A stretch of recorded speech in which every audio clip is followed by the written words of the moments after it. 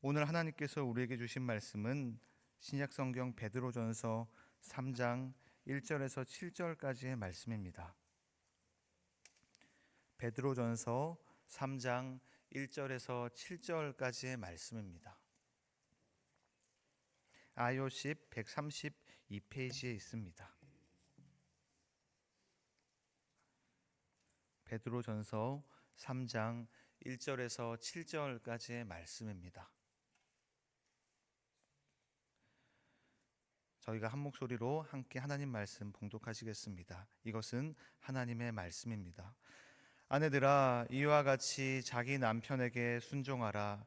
이는 혹 말씀을 순종하지 않는 자라도 말로 말미암지 않고 그 아내의 행실로 말미암아 구원을 받게 하려 함이니, 너희의 두려워하며 정결한 행실을 봄이라. 너희의 단장은 머리를 꾸미고 금을 차고 아름다운 옷을 입는 외모로 하지 말고, 오직 마음에 숨은 사람을 온유하고 안정한 심령에 썩지 아니할 것으로 하라. 이는 하나님 앞에 값진 것이니라. 전에 하나님께 소망을 두었던 거룩한 부녀들도 이와 같이 자기 남편에게 순종함으로 자기를 단장하였나니, 사라가 아브라함을 주라 칭하여 순종한 것 같이 너희는 선을 행하고 아무 두려운 일에도 놀라지 아니하면 그의 딸이 된 것이니라. 남편들아, 이와 같이 지식을 따라 너희 아내와 동거하고 그를 더 연약한 그릇이요 또 생명의 은혜를 함께 이어받을 자로 알아 귀히 여기라. 이는 너희 기도가 막히지 아니하게 하려 함이라. 아멘.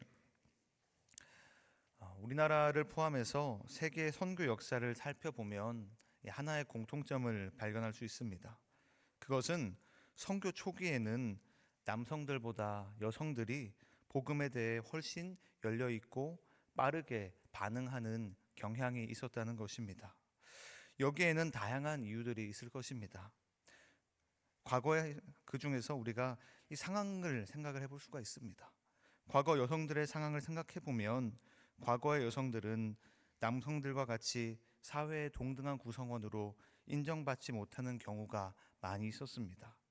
인간의 존엄한 가치를 인정받지 못하고 사회적, 물리적, 심리적으로 억압받으며 살아가는 일이 많이 있었습니다. 그런 상황에서 여인들이 모든 사람은 하나님 안에서 절대적 가치가 있다는 복음을 들었을 때, 예수 그리스도 안에서 이 놀라운 복음의 소식을 들었을 때, 그리고 예수님 안에서 하나님을 영접하게 되었을 때 여인들이 얼마나 놀라운 자유함과 하나님의 나라를 경험하게 되었을까요? 반면에 과거 사회에서 남성들은 복음을 받아들이는 순간 포기해야 하는 기득권과 죄가 많이 있었습니다. 그렇기에 이 복음에 대하여 마음을 닫고 완고한 경우가 많이 있었습니다. 이렇게 한 가정에서 아내가 먼저 예수님을 믿음으로 그리스도인이 되면 가정에 갈등이 일어나는 경우가 분명히 존재했습니다. 예수님을 믿고 거듭나게 되면 삶의 우선순위가 바뀌게 됩니다. 거듭나게 되면 그 사람의 삶에는 우선순위가 하나님이 됩니다. 절대적 우선순위가 생겨나는 것이죠. 그리고 가장 사랑하는 존재도 바뀌게 됩니다. 거듭난 그리스도인에게 가장 사랑하는 존재는 예수 그리스도입니다. 이렇게 삶의 우선순위, 가장 사랑하는 존재가 바뀌기 때문에 마음의 근본적인 변화에서 오는 삶의 방식의 변화가 분명히 존재했습니다. 이러한 아내의 변화된 모습들이 믿지 않는 남편의 입장에서는 불편할 수 있었던 것이죠. 이렇게 믿지 않는 남편과의 관계 안에서 일어나는 상황에서 오늘 말씀은 시작이 됩니다. 저희가 함께 오늘 말씀 1절과 2절 말씀을 함께 읽어보겠습니다. 아내들아, 이와 같이 자기 남편에게 순종하라. 는 혹 말씀을 순종하지 않는 자라도 말로 말미암지 않고 그 아내의 행실로 말미암아 구원을 받게 하려 함이니, 너희의 두려워하며 정결한 행실을 봄이라. 아멘. 여기서 베드로는 이와 같이 자기 남편에게 순종하라라고 말합니다. 여기서 이와 같이라는 것은 앞선 베드로 2장에서 정부의 권력을 존중하라는 것, 종들에게 주인을 존중하라는 그것과 연장선상에 있는 것입니다. 다시 말해서 아내들은 주님을 위하여 남편을 존중하며 남편에게 순종하여 맡겨진 본분을 다하라는 것입니다. 그리스도인들이 주님을 위하여 나라의 권력에 존중하는 것과 이 그리스도인 종들이 주님을 위하여 주인에게 순종하는 것처럼 여인들도 아내들도 주님을 위하여 남편을 존중하고 남편에게 순종하여 맡겨진 본분을 다하라. 주님을 위하여 이 원리를 지금 베드로는 말하고 있는 것입니다. 왜냐하면 아내가 결혼의 관계 안에서 주님을 생각하며 주님을 위하여 마음과 정성을 다할 때, 주님을 생각하며 거룩하고 경건하게 살아가기를 힘쓸 때, 믿지 않는 남편은 아내의 삶과 행실을 통해서 살아계신 하나님과 예수 그리스도를 보게 되기 때문입니다. 우리는 그리스도인이란 어떤 사람인가? 그리스도인은 예수님을 생각나게 하는 사람이다라는 것을 기억해야 합니다. 다시 말해 복음을 받아들이지 않고 굳어있는 가족의 마음을 여는 것은 말의 논리와 설명이 아니라 말을 하지 않고도 드러나는 정결한 삶, 예수님의 향기가 나는 삶이라는 것을 오늘 말씀에서 베드로는 이야기하고 있는 것입니다. 이어서 베드로는 예수님의 향기가 나는 정결한 삶을 살기 위해서 어떻게 살아야 하는지 구체적인 지침을 줍니다. 저희가 함께 3절에서 4절 말씀을 읽어보겠습니다. 너희의 단장은 머리를 꾸미고 금을 차고 아름다운 옷을 입는 외모로 하지 말고 오직 마음에 숨은 사람을 온유하고 안정한 심령에 썩지 아니할 것으로 하라. 이는 하나님 앞에 값진 것이니라. 아멘. 여기서 사도는 해야 할 것과 하지 말아야 할 것과 해야 할 것을 분명하게 구분해서 말합니다. 먼저 외모의 지나친 거치장을 삼가라고 말합니다. 그리고 속사람을 단장해라 라고 말합니다. 하지 말아야 할 것은 외모의 거치장을 과하게 하는 것, 해야 할 것은 속사람을 단장하는 것을 말하는 것이죠. 왜 그러냐면 외모를 꾸미는 것에 지나치게 시간과 돈을 쓰고 있다면 그것은 내면이 텅 비어 있다는 신호이기도 하기 때문에 그렇습니다. 그렇기에 내가 입으로는 예수님을 믿는다 말하는데 세상 사람들과 똑같이 사치와 허영과 지나치게 겉모습에 신경을 쓰고 있다면 그 사람을 보면서 배우자는 복음의 능력을 무시하게 될 것이기 때문입니다. 그렇기에 베드로는 4절에서 우리는 겉사람을 꾸미는 것에 신경 쓰는 것이 아니라 그 시간과 노력을 나의 속사람을 단장하는 일, 나의 속사람을 단장하는 일에 진정 나의 시간과 노력을 쏟아야 한다라고 말하고 있는 것입니다.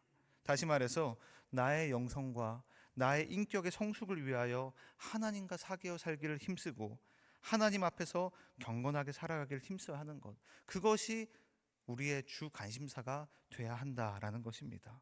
왜냐하면 그렇게 살아갈 때, 나의 속사람을 단장하며 살아가기를 힘쓸 때, 하나님과 사귑어 살아가기를 힘쓸 때, 하나님 앞에서 경건하게 살아가기를 힘쓸 때, 그런 삶을 통해서는 정말 말로는 흉내낼 수 없는, 결코 말로는 흉내낼 수 없는 복음의 능력과 복음의 매력이 그러한 경건한 삶을, 아름다운 삶을 통해서 드러나기 때문입니다. 다시 말해서 베드로는 우리에게 썩어질 것을 붙들지 말고 썩지 않을 것을 붙들어라 말하고 있는 것입니다. 외모와 겉에 꾸미는 것, 그런 것들은 결국에는 사라지고 썩어질 것입니다. 하지만 우리가 하나님 앞에서 성숙해져가는 인격과 영성은 하나님 나라 안에서도 영원한 것입니다. 그렇기 때문에 베드로는 우리에게 썩어질 것을 붙들지 말고 썩지 않을 것을 붙들며 살아가라 분명하게 말하고 있는 것입니다. 그러한 삶에서 영원한 하나님 나라의 향기, 예수님의 향기가 나기 때문입니다. 이어진 7절에서 베드로는 이제 남편들에게 말합니다. 저희가 7절 말씀을 함께 읽어보겠습니다. 남편들아, 이와 같이 지식을 따라 너희 아내와 동거하고 그를 더 연약한 그릇이요 또 생명의 은혜를 함께 이어받을 자로 알아 귀히 여기라. 이는 너희 기도가 막히지 아니하게 하려 함이라. 아멘. 이 말씀에서 우리가 주목해야 하는 표현은 지식을 따라라는 표현입니다. 지식을 따라. 여기서 지식은 어떤 지식을 말하는 것일까요? 이것은 세상의 지식이 아니라 복음의 지식을 말하는 것입니다. 복음의 지식. 다시 말해서 복음을 통하여 하나님과 하나님 나라에 새롭게 눈을 뜨게 된 지식을 말합니다. 하나님이 어떤 분이신지, 하나님 안에서 인간은 어떤 존재인지, 하나님 안에서 우리에게는 어떤 미래의 영광이 기다리고 있는지, 그것을 아는 영적 지식을 말하는 것입니다. 베드로는 지금 이러한 복음의 지식을 가지고 가장 가까이 있는 배우자, 아내를 대하라고 말하고 있는 것입니다. 7절에서 연약한 그릇이라는 것은 아내가 남편보다 육체적으로 연약하다는 것을 말하기도 하지만 사회적으로, 구조적으로 연약한 것을 말하기도 합니다. 오늘날에는 상황이 바뀌어서 남편이 오히려 아내보다 신체적으로, 사회적으로 더 연약한 경우도 있습니다. 그러므로 이 표현은 우리 가정 안에서 연약한 자를 어떻게 대해야 하는가에 대해서 알려주는 이 복음의 원리라고 할 수 있습니다. 7절의 말씀은 우리에게 분명하게 말합니다. 복음의 지식을 따라서 배우자를 대해야 한다. 복음의 지식을 따라가야 한다. 복음의 관점으로 본다면 아무리 인간적으로 연약해 보일지라도 그 사람은 예수님의 생명감만큼 존귀한 존재, 절대적 가치를 지닌 사람입니다. 생명의 은혜, 바로 영원한 하나님 나라를 함께 상속받을 존재라는 것을 기억하라는 것이죠. 그렇기에 우리 그리스도인들은 우리 가족 안에 연약한 그릇이 있다면 그 사람을 연약하다고 하여서 더욱 쉽게 대하거나 안타깝다 이렇게 마치 생각하는 것이 아니라 연약 하나님의 관점에서 복음의 지식을 따라서 그 사람을 볼 수 있어야 합니다. 그렇게 다시 말해서 더욱 귀히 여겨주고 주님의 마음을 닮아서 더욱 귀히 여겨주고 사랑으로 품어주어야 한다라는 것이죠. 왜냐하면 그 안에서 복음의 지식을 따라서 사랑으로 품어주고 더욱 귀히 여겨줄 때 그 안에서 생명과 회복의 역사가 일어나기 때문입니다. 그리고 마지막으로 사도는 우리가 가족 안에 연약한 그릇을 귀히 여기고 돌봐주어야 하는 중대한 이유를 말합니다. 마지막에 7절 마지막에 이렇게 말하지요. 이는 너희 기도가 막히지 아니하게 하려 함이라. 이 말씀은 우리가 가정 안에서 연약한 그릇, 연약한 지체가 있을 때 그를 우리가 무시하고 함부로 대한다면 그 사람이 드리는 예배와 기도는 하나님께서 받지 않으신다라는 엄중한 경고입니다. 다시 말해서 하나님께서는 우리가 교회 안에서 이 교회에 왔을 때의 모습이 아니라 그것만 보시는 것이 아니라 하나님은 우리가 가정 안에서 우리의 가족을, 우리의 지체들을, 우리에게 맡겨주신 가족을 어떻게 대하는가, 얼마나 존귀하게 복음의 지식을 따라 대하고 있는가, 하나님은 그것을 하나님의 눈으로 분명하게 보고 계시다라는 것이죠. 그렇게 우리는 진정 교회에서뿐만이 아니라 교회에서만이 경건하게 생활하는 것이 아니라 진정 나의 가정 안에서 나의 경건이 드러나는 자리는 나의 가정 안에서 나의 배우자, 나의 자녀들을 대하는 그 모습 안에서 나의 진짜 믿음의 실력은 드러난다. 그것을 하나님은 보고 계시다라는 것입니다.